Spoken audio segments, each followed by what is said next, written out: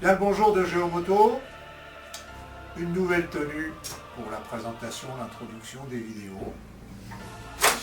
La tenue, elle, est nouvelle, le projet du jour ne l'est pas.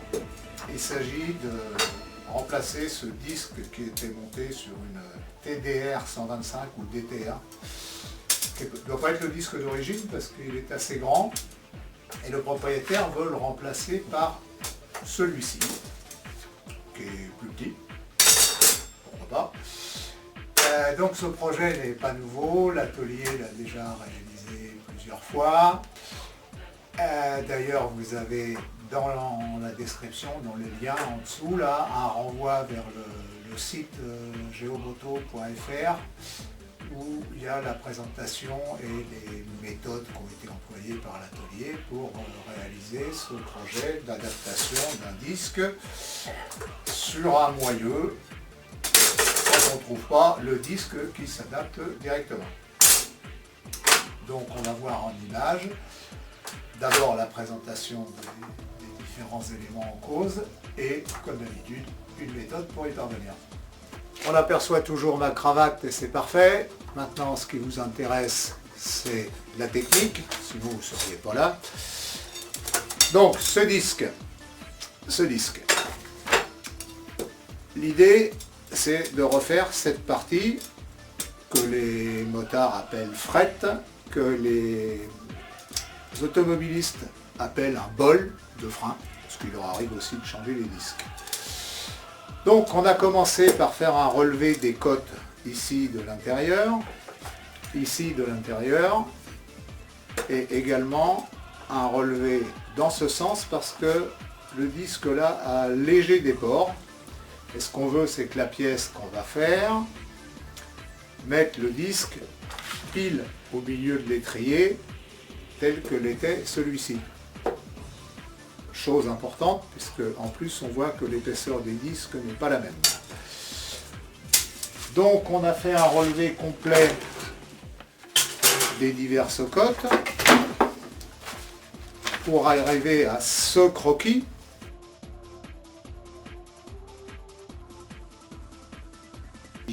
Servira tout à fait de base correcte pour réaliser la pièce, laquelle pièce va être taillée dans ce bloc d'aluminium dont on voit qu'il correspond à peu près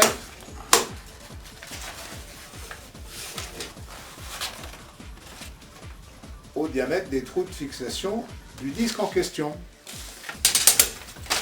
Et ici il y aura donc sur le dessin, le nouveau disque viendra ici et le moyeu, lui, viendra là, à l'intérieur, selon le trait pointillé. On va voir dans la suite en image comment on va principalement faire des travaux de tournage sur ce bloc pour arriver à la pièce finale qui aura certainement plus d'allure que ce croquis. A tout de suite pour les copeaux. Premier copeau pour ébaucher l'alésage désigné par la flèche bleue. Ceci au moyen d'un petit forêt, puis d'un gros forêt et enfin d'un outil à aléser.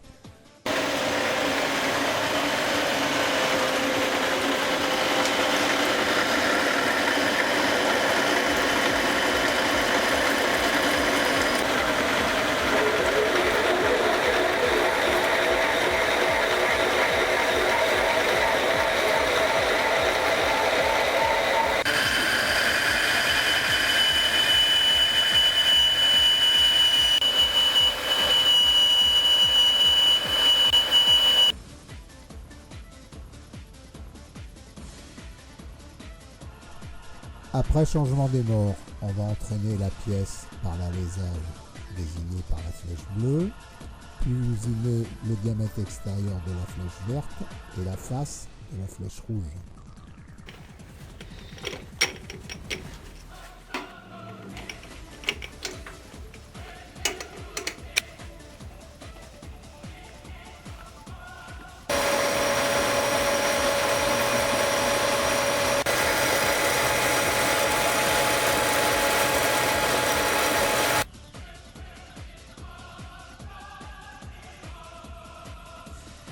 Flèche verte, exécution d'une léchouille sur la face interne. Flèche rouge, diamètre de l'épaulement à côte finie.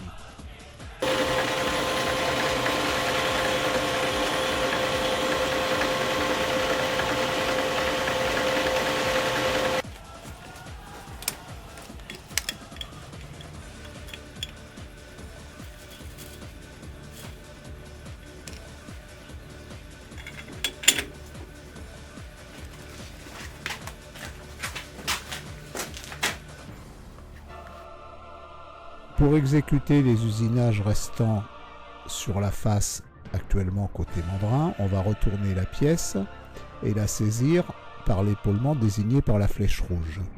On va prendre des précautions en disposant un comparateur pour dévoiler la pièce au niveau de la flèche verte. Ainsi, les faces seront bien parallèles entre elles et bien perpendiculaires aux différents diamètres.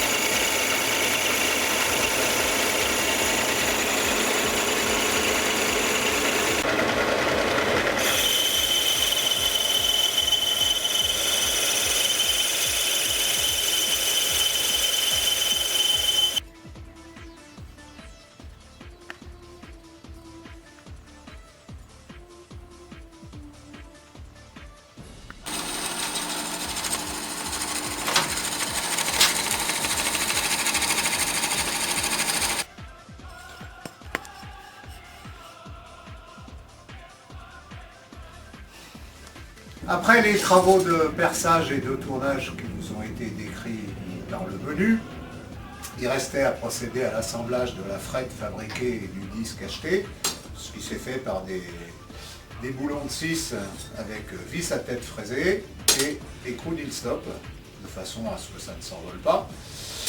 Il restera au propriétaire à monter ça sur sa moto par les mêmes fixations sur le moyeu et à s'en servir. Merci à vous d'être restés jusque-là et à bientôt pour un nouveau boulot.